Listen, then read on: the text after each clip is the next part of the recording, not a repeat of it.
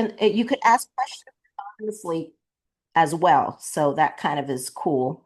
And if it's a detailed question, I will tell you, you know what, email me so we can, answer that question.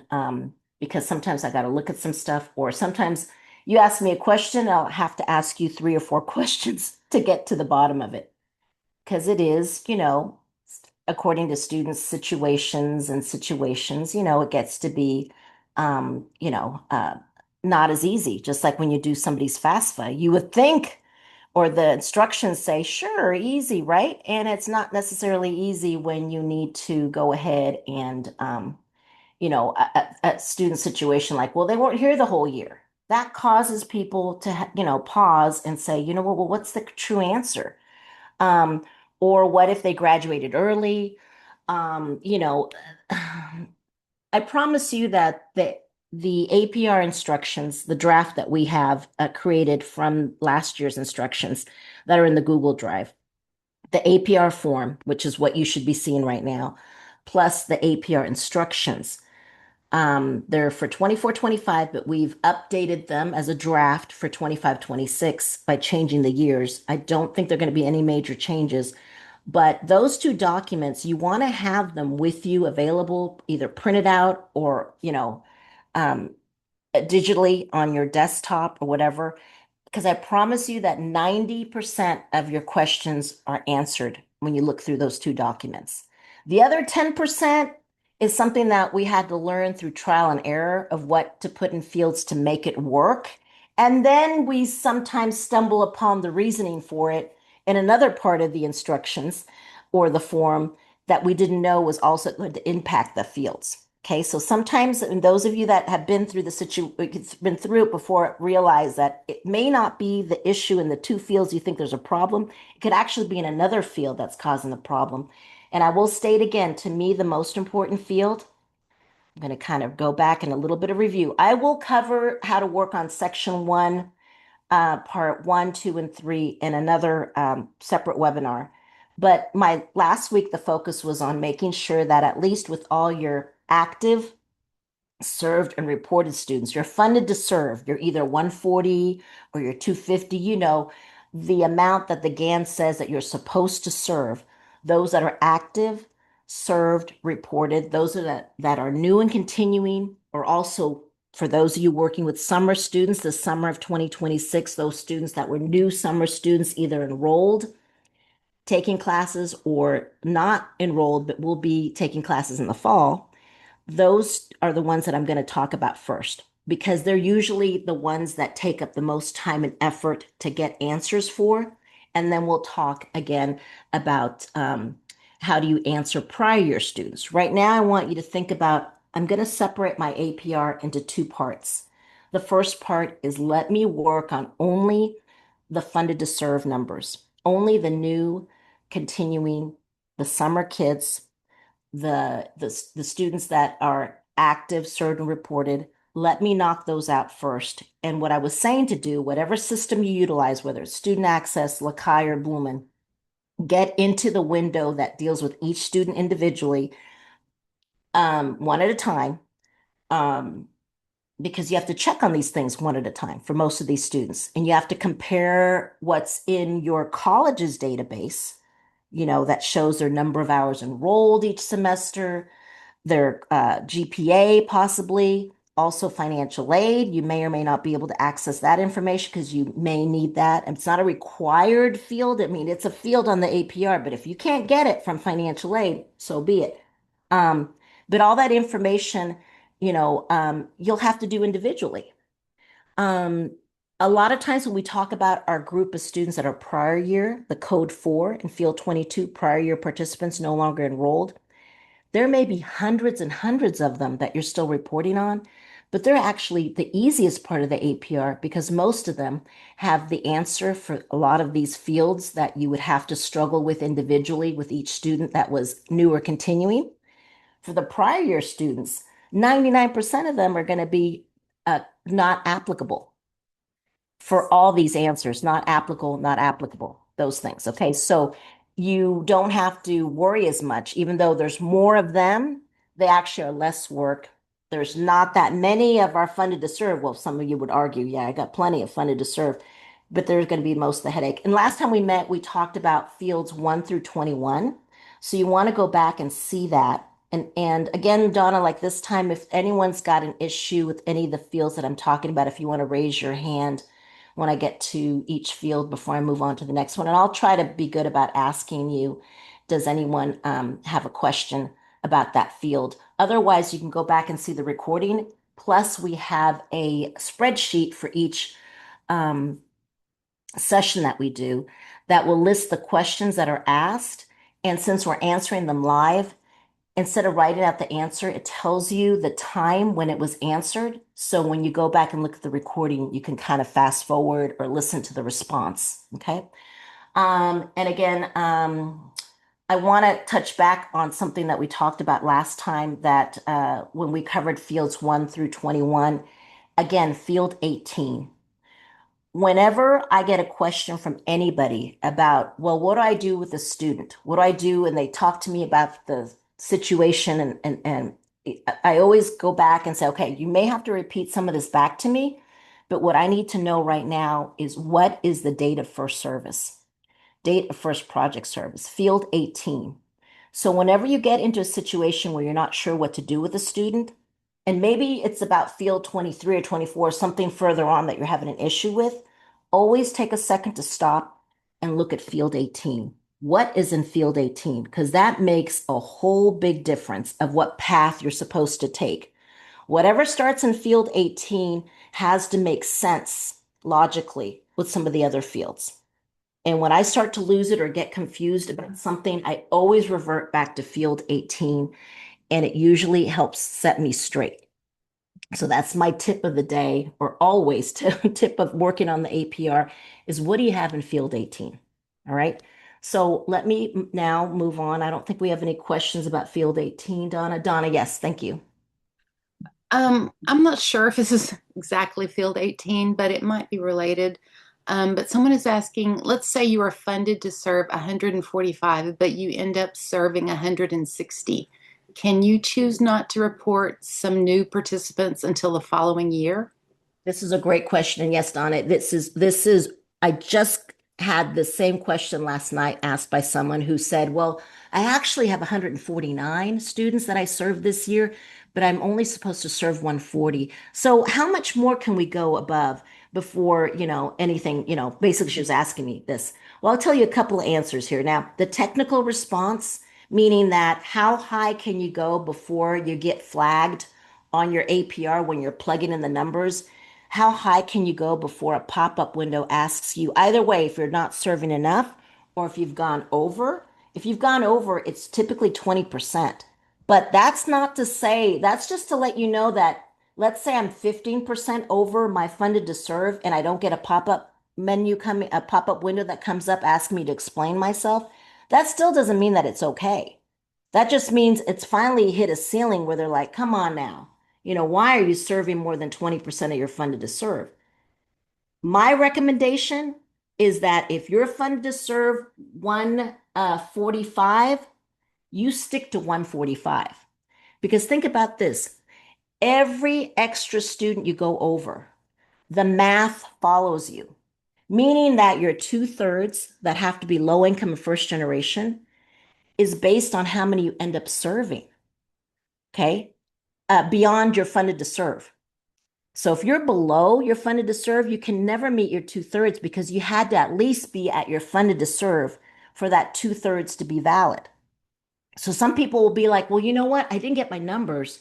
But of my numbers that I did serve, like let's say I had to serve 145, but I only served 135. But guess what? Out of the 135, two-thirds are low income first generation. So I'm good, right? I'm like, no, you're not good because you didn't hit your what you were supposed to serve of 145, for example. You have to hit your 145, and then of the 145, two-thirds have to be low income first generation, right? So it doesn't help you to serve less students just to make it so that sometimes people were making it so that they could serve less students just to get the two-thirds. And I said, no, you've already missed the boat. It's both. It's not one or the other. So when people ask me, what's better, to get your two-thirds or your numbers? By 100%, Get your numbers. Yes, you might have to explain maybe, but I've never seen a pop-up window come up if you haven't hit your two-thirds. Or if it does come up, you explain, well, you know what? I probably had more low income students, but since I couldn't get the documentation to prove it, I played it safe and just listed them as first generation. I will try better next year. But it's more important to get your numbers. That being said, you don't want to report on more than your 145 because then the two-thirds is based not on the 145. In your case, it would be 160. So out of the 160, two-thirds have to be low income first generation. Then out of the 160 and not the 145, whatever your objective is for persistence, it's calculated off of the 160. So you've just made the numbers go higher because once, let's say your persistence objective is 75%. So instead of 145 times 70% to find out how many students have to come back for another year or graduate, you've pushed it up to now 75% of 160. So more people have to produce that. The same thing with good standing. Good standing is based on the number that you served. If you're serving 160 times maybe it's, 85% for good standing, then all your numbers have shifted up. The other thing you've done is that you've watered down the cost per participant. We're always fighting for, you know what? That's barely enough money to serve somebody. So you don't want to dilute that and report on serving more because you've diluted your cost per participant. All right. So it's always been the case that you always end up serving more than you report on. Because why? Because some new students that you serve may not make it past the first semester or the first two semesters. And by the time you're doing the APR, now at this time, you realize, oh my gosh, they've they failed or they're not coming back. I don't see them registered anymore for the fall. Or they barely made it, or they struggled, or you've got continuing students that were active in the past, but this year were barely active or weren't active at all. Now remember, your funded to serve needs to include folks that received at least two services. And I can always point out in a database, whenever anybody tells me, I think I've served too many, I said, no, you haven't. Let's look at all your new students. Are all of them coming back for another semester in the fall? Well, no. In fact, five or six of them dropped out. Oh, even some of my bridge students, they decided not to come back in the fall. Well, you can't report on them because they expect them, all your summer kids, they expect them to be new in the fall semester, no matter what they may have thought, your new summer kids. So you've got to swap them out with some other folks, that didn't make the cut.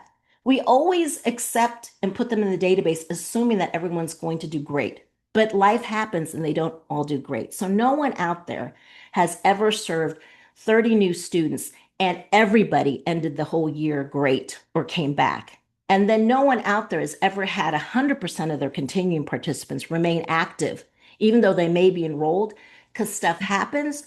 Or by the time you figured out that you hadn't had two services with them, you go to look for them and they're gone.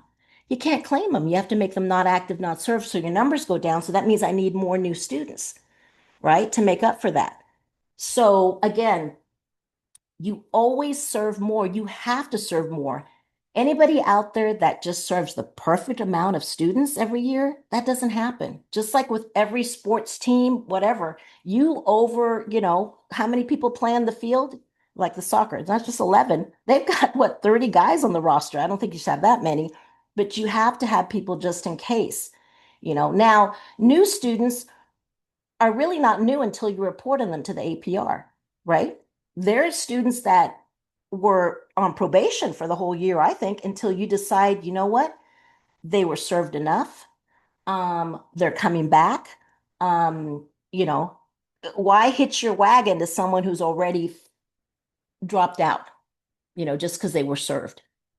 I keep their records, I keep their digital records, but I delete them in the database. They may come back next year and I can reactivate them. They can be new for next year and give it another shot. The thing that I don't like to do is I don't like to give out any grant aid. for that reason whatsoever. Because once you give them grant aid, you're kind of stuck to them. Um, so you have to report on them. So that's why I'm very selective, or I don't do it at all, because only a handful of students get it anyway.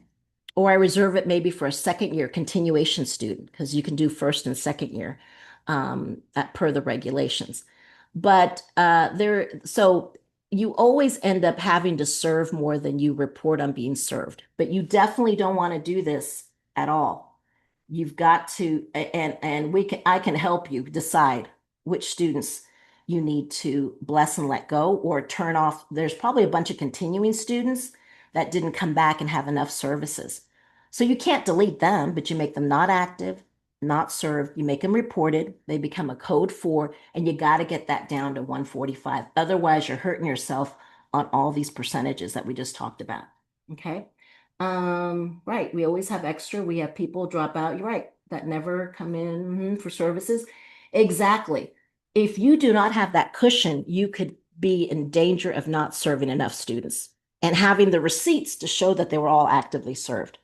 So, Donna, that was a great question to start us off on, because before you start working on the APR, the number one tip I also tell people is to make sure you put everybody in the right place, in the right lane. Put everybody in the correct lane. You got two main lanes here. You got the lane that's going to take you the most time and effort, and that's the lane of everybody that you're going to say is funded that you served, and you want to make sure it's not any one student over what you were supposed to serve.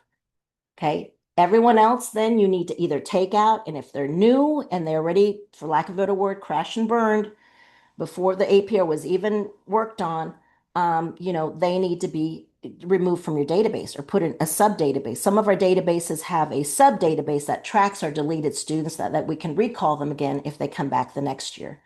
Um, then you've got students that were supposed to be continuing, and they were still enrolled, but they said, no thanks. Thanks, but no thanks. Or they were just refused services, or they left before you had a chance to find them. Oh my gosh, I thought I had this spring semester, but they never came back. Happens all the time. There are students that need to be made not active, not served, but reported a code 4, so they get put into the other lane.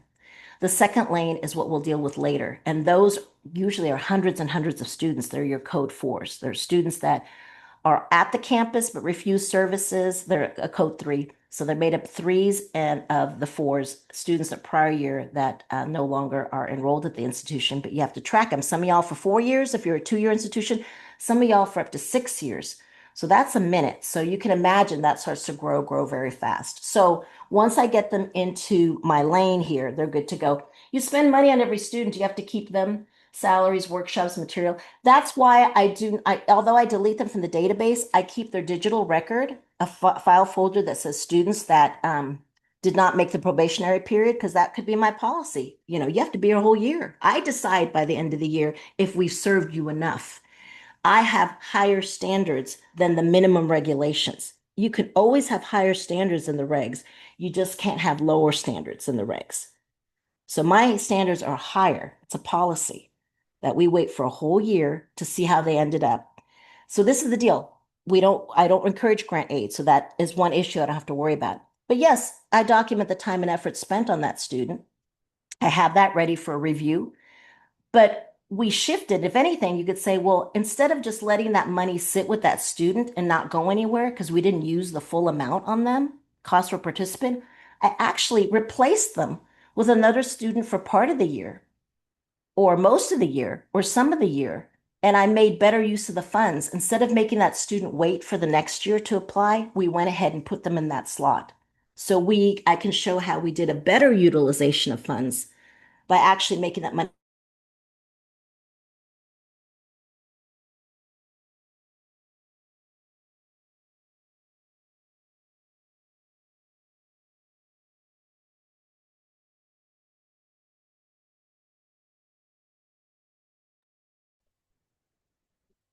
Uh-oh, I think she's frozen. We'll hang on for a second and see if she comes back.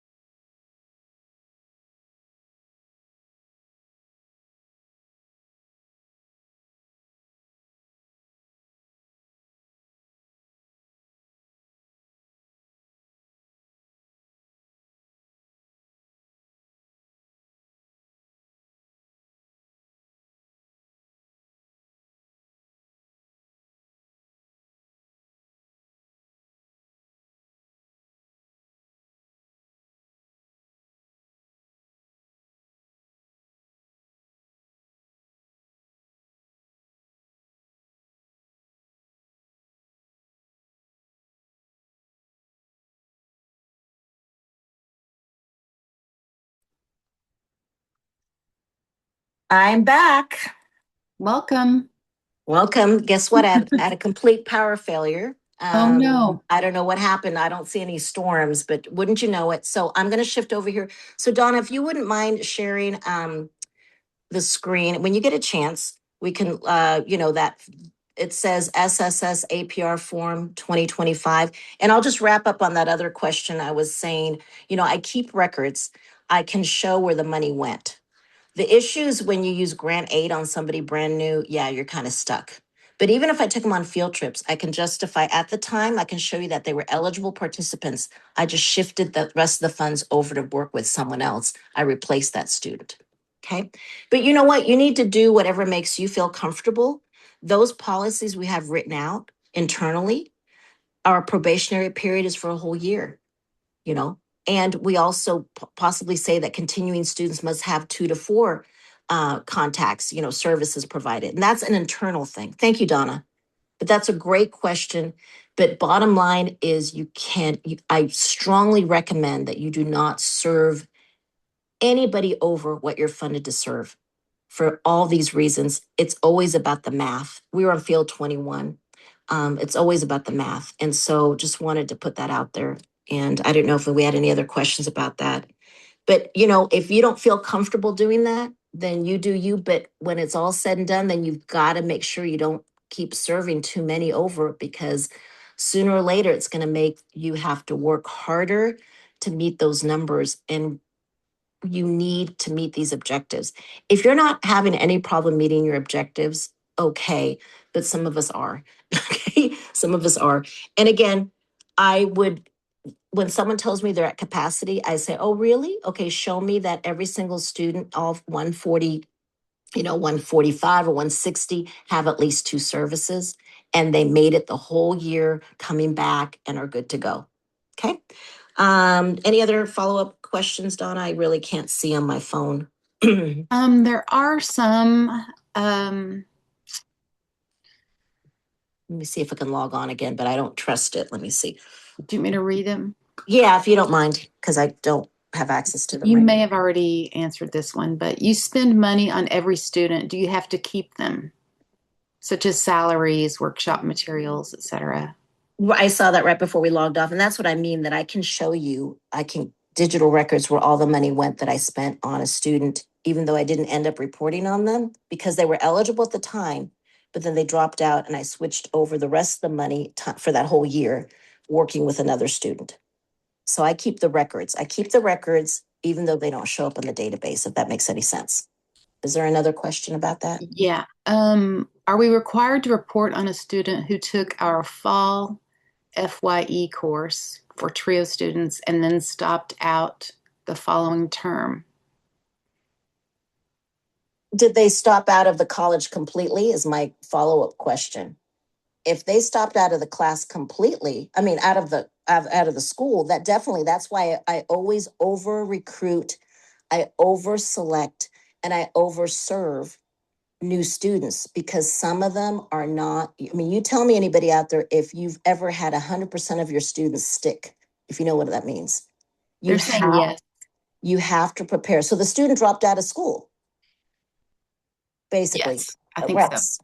That's someone I wouldn't report. I mean, I don't think it doesn't sound like the project had to pay any tuition because you're not supposed to charge tuition if it's a trio class. It's not paid out of your budget for that tuition. Um, it should be something that the student signed up for, and it would have been treated like any other elective course. So in that case, I'm like, let me get another student to take that spot for the spring. So I've taken something that could be a negative. Oh no, we lost a student and we haven't even done the APR yet. Oh, but you know what? I replaced that student with someone who is taking that class in the spring, is going to use up the rest of the money, and we're good to go. Okay. Any other questions there? Um, I just wanted to mention in the chat, someone had said they developed a concept map that they would share with everyone because of all those differences. They found them very confusing, and so I don't know if you want me to include that in the Google Drive or not, but That Um, would be great if they could, whoever, if you would be so kind as to share it with us.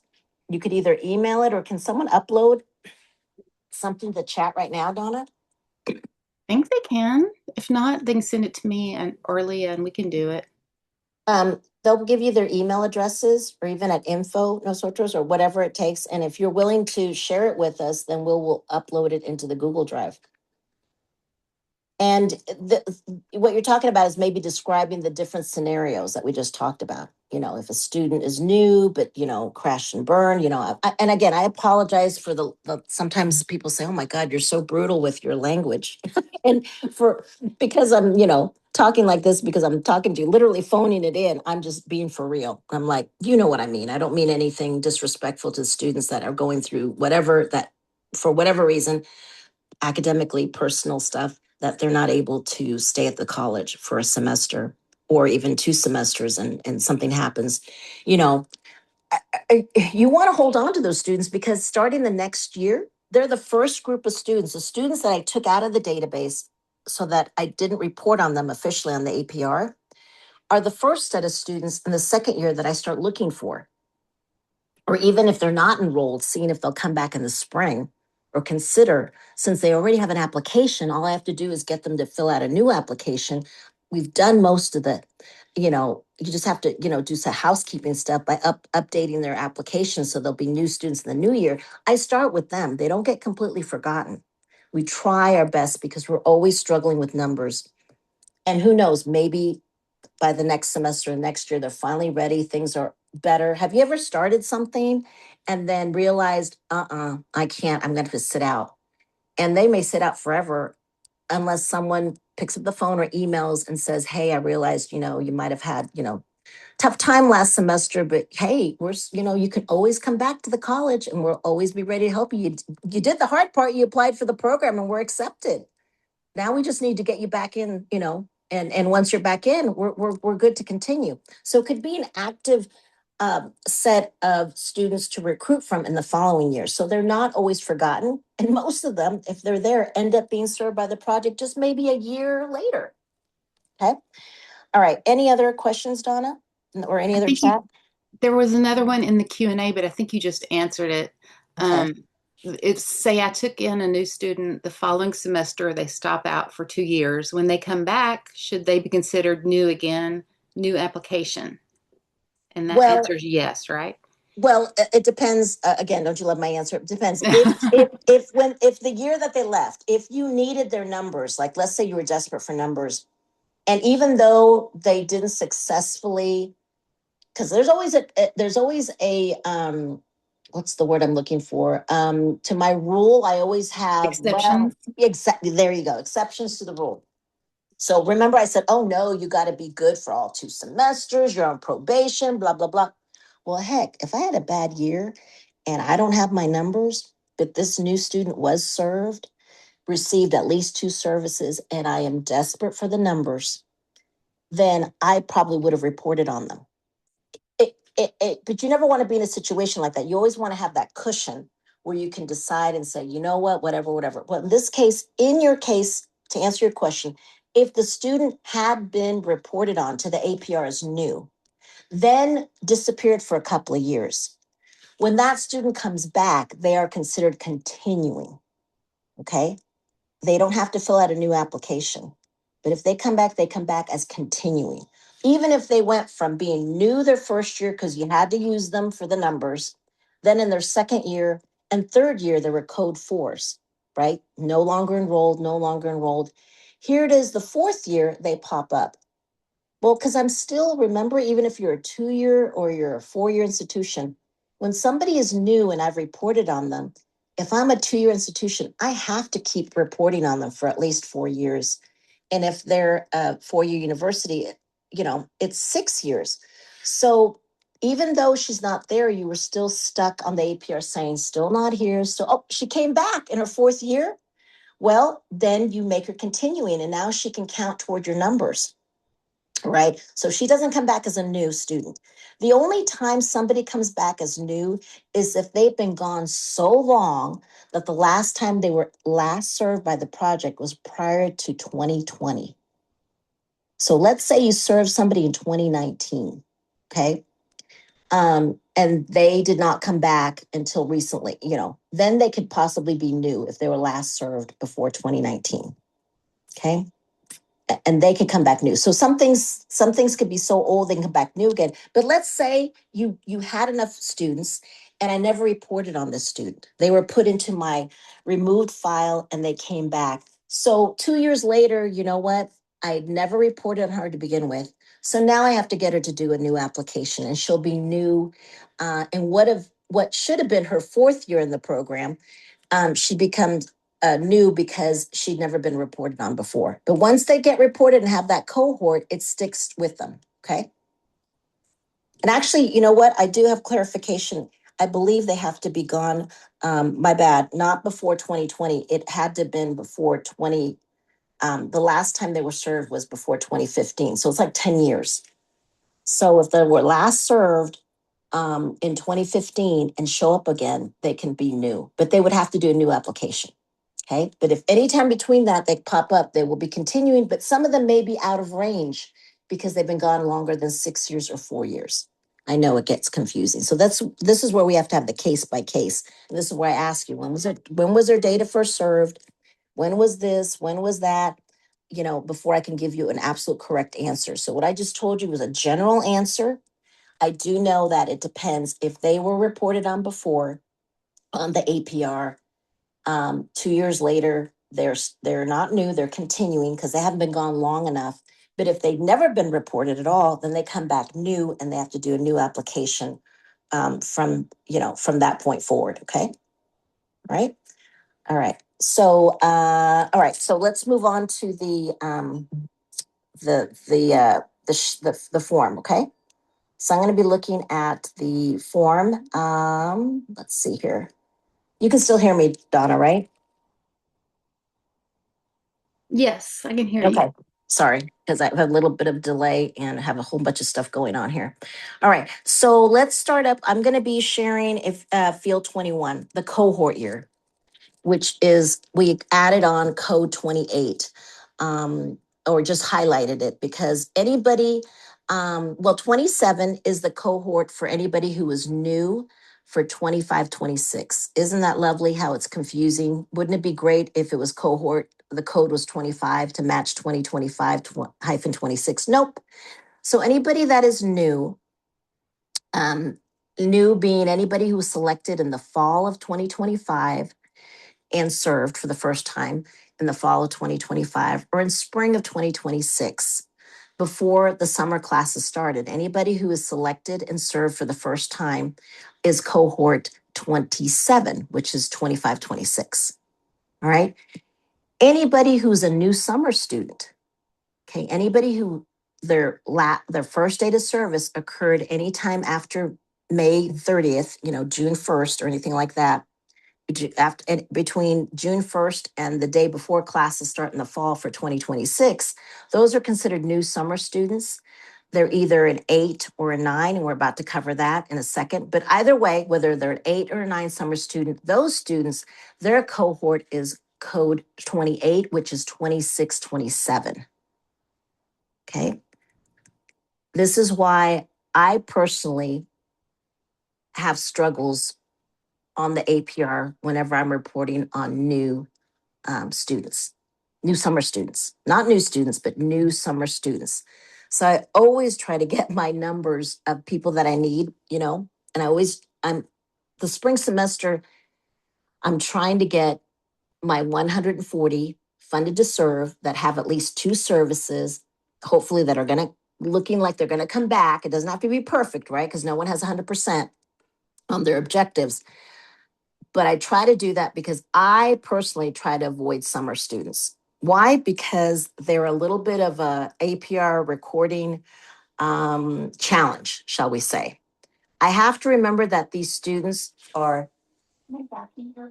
Yeah, you close everything, please. Yeah, sorry. That they have to, that these students have to be active and served, and they count toward the new summer students count toward your funded to serve numbers for 25, 26, even though their cohort is 26, 27. Okay, got that? Is that crystal clear? Uh, um, a lot of folks will accidentally, when they have the data first service, which if you could scroll up, Donna, to field 18, you'll get an error message on field 18. Let's see here. Sorry, I'm opening this up a little bit. You'll get an error message with, it'll conflict with what's in field 21 if the date is not appropriate. If the data first service is anytime after June 1st or June 1st or after of 2026, data first service, that means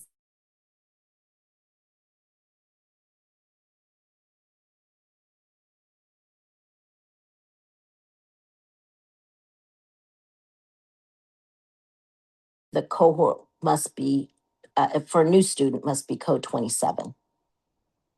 Okay. We usually have the most issues with a conflict between 18, data for service, code 21, which is student cohort, and if you could scroll down to code to field 22.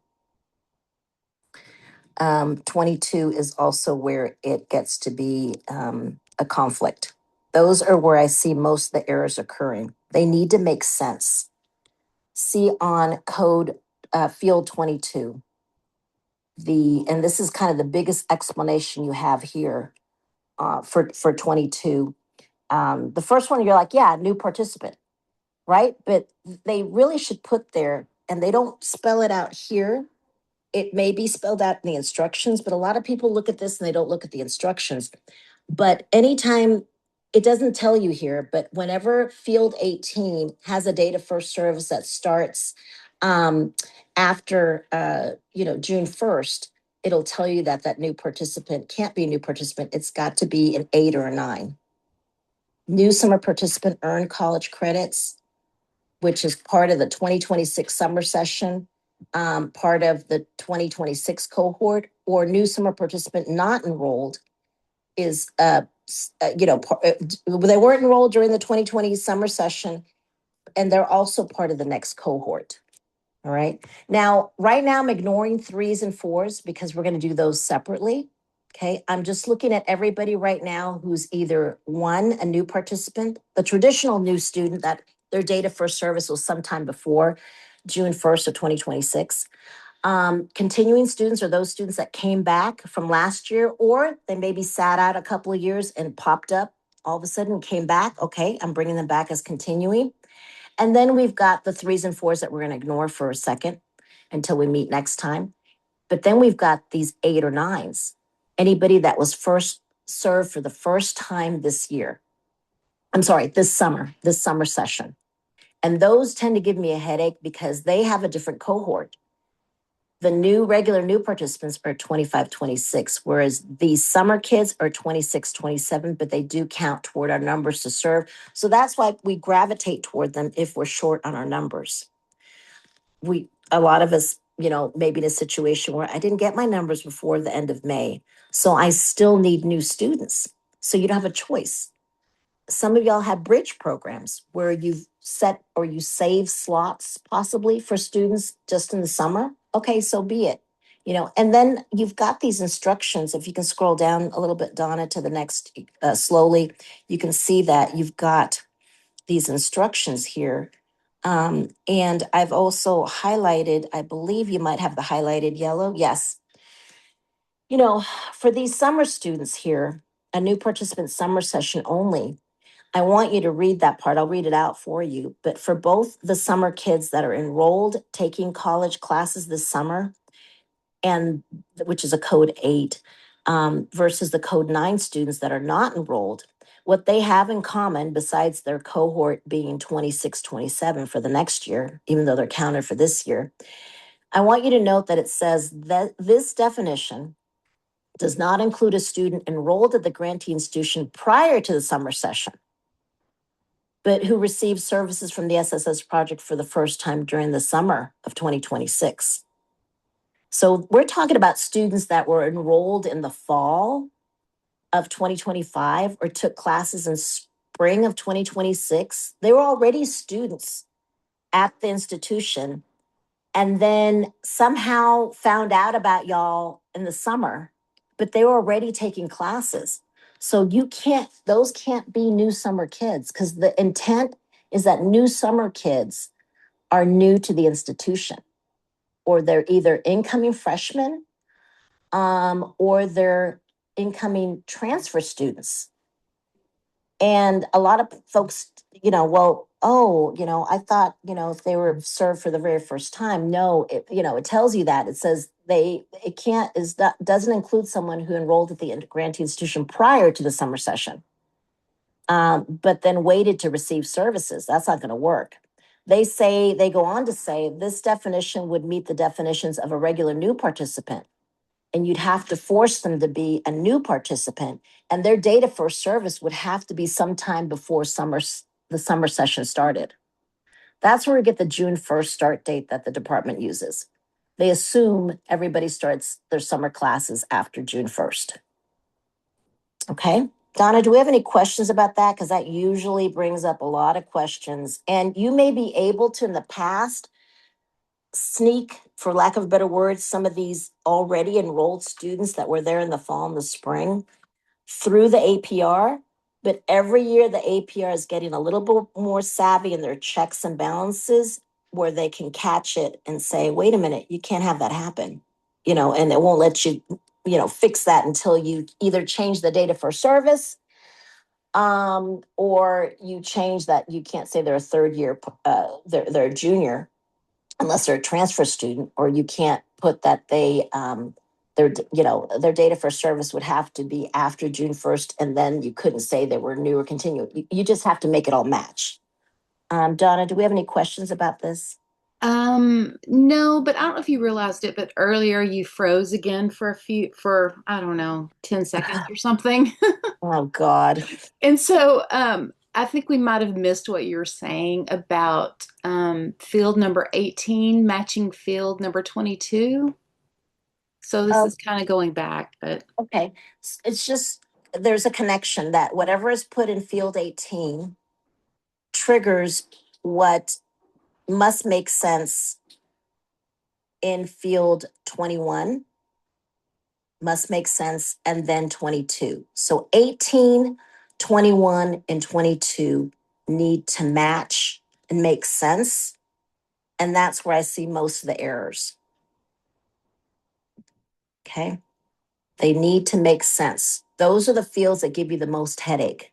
Not how many hours somebody took, not even if somebody graduated, because I could find that. But what really drives me crazy is the connection between 18, 21, and 22. Okay. Any other questions, comments? there is another question. What if currently enrolled students join program after June 1st, maybe taking summer classes? Are they still new students opposed to new summer students? So somebody who had already been enrolled at the college prior to this summer session. So right here, I think this answers the question. This does not include students. They couldn't be new summer kids. They would have to be regular new participants, and you'd have to modify or fudge on that data for service so that it occurs sometime before the summer. This definition does not include a student enrolled at the grantee institution prior to the summer session, which is what I'm hearing this person is saying in the Q&A. But they receive services for the first time during the summer. They say, no, this person would meet the definition of a new participant, which would be option 1, not an 8 or a 9, and would be in the 25-26 cohort. But that means the connection between field 21 and 22 is matching, but now field 18 data for service is off. So I'd have to change data for service to backdate it to match where, to make it work. Otherwise, it doesn't work. So that's what I'm saying. Students already enrolled at the institution who'd already been taking classes in the fall or spring technically cannot be new summer kids. They cannot be. Look on page 10 of the APR form document, and the definition is there. Okay. All right. So any other questions? We're going to move on to enrollment status. No more questions. Okay, thank you. And I don't know if I can see if you raise your hand. If I freeze again, well, I guess I don't know if you could even tell me if I'm frozen. I won't even see the hand. I don't know what's going on here, but I am on my phone and not my regular internet. Even though it says we're back, I'm not trusting it. I'm going to stay on the phone for the rest of the time we have, which is about 10 minutes. Um, Under enrollment status, this is what people take the most time dealing with. Enrollment status is by the end of the 25-26 academic year, by the end. So it's an end of year field. It's not beginning of year, oh, how many hours are you taking right now? Or how many did you take the semester that you joined us or that I'm checking? No, it's a cumulative, it's a total from what this participant took in the fall, if any, 2025 classes were they enrolled in? How many hours were they enrolled in the fall of 2025, plus how many hours they were enrolled in the spring of 2026, plus if they're taking any hours during the summer. Okay, so it would be a total of those 3 semesters. Where do I go to get this information? This is why it needs to be done one at a time. Whatever college database system you have access to that tracks a participant's hours that were enrolled in. So you look up, and I've seen people, my clients do it. They go to DataTel or PeopleSoft or whatever, pull up the student using their ID, and I see them looking at how many hours they took in the fall, how many were enrolled hours, plus how many in the spring. And then let's say they come up with, okay, 24 hours. So then I look here and it says that they were full time because it says they're at least 24 credit hours or 36 clock hours. So I go ahead and do a code 1. So you see it's a total. And here's a tip. If you're doing this for a new student, back on field 20, they ask the same question, but just for new students. The difference is in field 20, they ask, what was the total number of hours they were enrolled in at the end of their first year? Well, for every new student, a regular new student, that would be, whatever it would be 24. Let's say a student was new and they took that semester. So whatever I put in field 20 for enrollment hours, number 1 for a new student must also equal the answer to field 23. So for all new students, field 20 and field 23 must be the same answer. Otherwise, you're going to get an error message. For all your continuing students, you never mess with field 21 anymore. You just deal with field 23 for all your continuing students, because now the question becomes in field 23, how many hours did you complete or were you enrolled in this year? Okay, so field 23 is about this year. Field 20 is about their first year. When somebody is a typical new student, their first year and at the end of this year are the same answer. Okay. We'll talk about, notice how if they're a summer student, if they are someone who did start and receive their first service during the summer, for field 23, it's going to be, and who didn't take any classes, right? They're a code 9 student. I'm new summer. I'm going to start in the fall. I'm not taking any classes, but I'm talking to y'all this summer. I would be a code 10, somebody in the summer who did not earn any college credit hours. Okay. Keep in mind, so far for all these fields, although no response or unknown is listed as an option, I pretend it doesn't exist. Everyone needs to fit into one of these categories. Okay. Now we get to, and by the way, 23 drives people crazy, and they're trying to be so perfect. And they've come back to me and said, oh my gosh, I think I calculated it wrong. Well, there's no way really for someone to figure out if you did it wrong. Make sure you try to do your best doing it right, which would be, like I said, how many hours are they enrolled in the fall, plus the spring, plus the summer, the total. It's not an objective. It's not held against you. If you have that answer wrong, not meaning to, nothing bad happens. It doesn't figure into your objectives. It's not a requirement. on the regulations or anything like that. It's basically one of those questions they just want to get an idea of how many hours on an average an SSS project a student participating in the program would be enrolled in. Okay, for some other performance measures the department may have on them, but not necessarily on you. But now we're getting into one of the fields that you want to make sure is absolutely correct because it does tie into your objective, and that would be your good standing objective feeds off of field 24. Okay, field 24, academic standing. And it's weird, but you kind of have to do field 25 first. In a way, you go to PeopleSoft or DataTel, wherever you can do. And again, this is another reason why this needs to be done individually, is you go and you pull the student's GPA by the end of their, if they're still taking summer classes, I wait until summer classes are over. But if they're done for the summer, this is why, if they were done the first week of May, then you have all the information you need for most of your students. I look at their GPA in field 25, I plug in the GPA, and then I can answer based on what my grant says. In your grant proposal, in your objective section, there should be a clear definition that good standing at the institution means this, this, or this.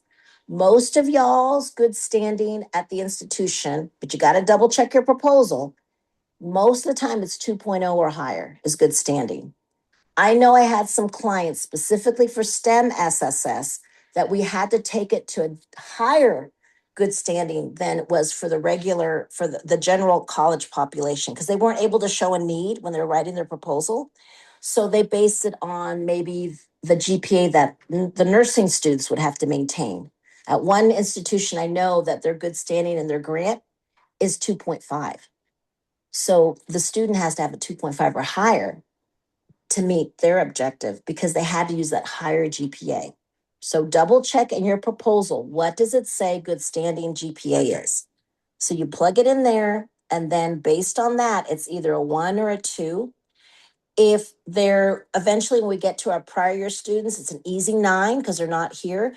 But then for your summer kids, again, your summer student that was new summer, but not taking any college classes this summer, there would be a 10, not applicable. Again, it feeds into that assumption, like we talked about earlier, that it can't be a student that had already been taking classes on campus, right? Because that student already taking classes on campus before they receive their first service of the summer already has a GPA. So it wouldn't be correct to say not applicable. But someone truly who's an incoming freshman or a brand new transfer student, you would just look at the GPA that they had earned at the institution. So again, another clue that, hey, this is somebody that can have already been enrolled, cannot to be a summer student, kid, a new summer.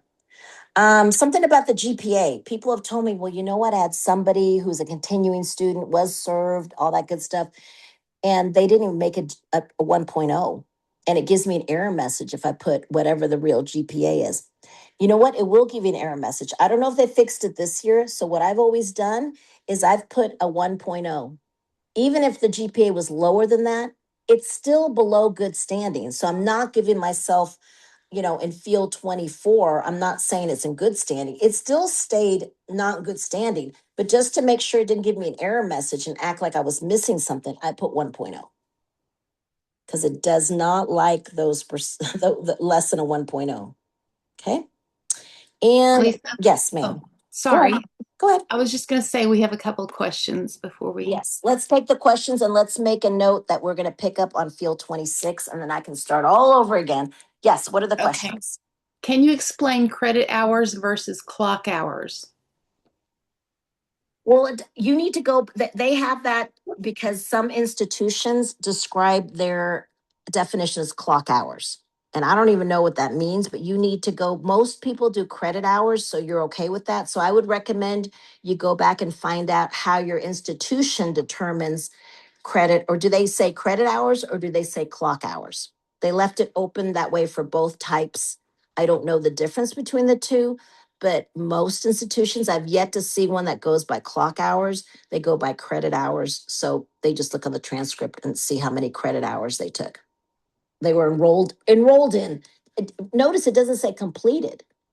It says how many they were enrolled in.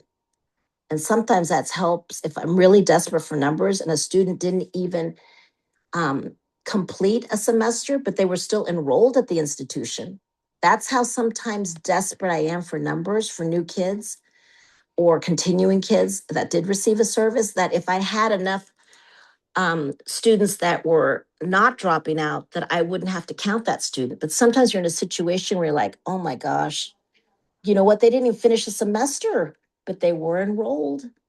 Even though their GPA was 0, I'm going to put a 1. I mean, I'm going to take a hit, but I needed to have that number. And yes, I know if I'm going to report on them, I'm going to be stuck reporting on them for either 4 or 6 years, even if they're forced.